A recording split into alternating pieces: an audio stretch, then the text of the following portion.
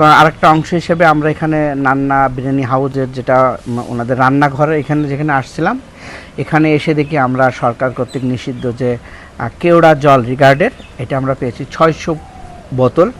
তো সেটা এখানে পাওয়ার পরে তাদেরকে আমরা সেটা জব্দ করে এখানে ধ্বংস করছি এবং এই জন্যে তাদেরকে 40,000 টাকার জরিমানা করা হয়েছে।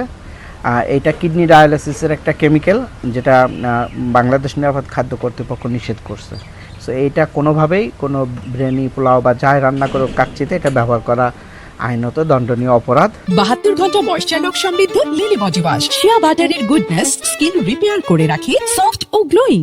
আমাদের এই কাচ্চি বিরিয়ানি বা এই যে কেওড়া জল নিষিদ্ধর যেটা, এটার বিরুদ্ধে অভিযান অব্যাহত থাকবে।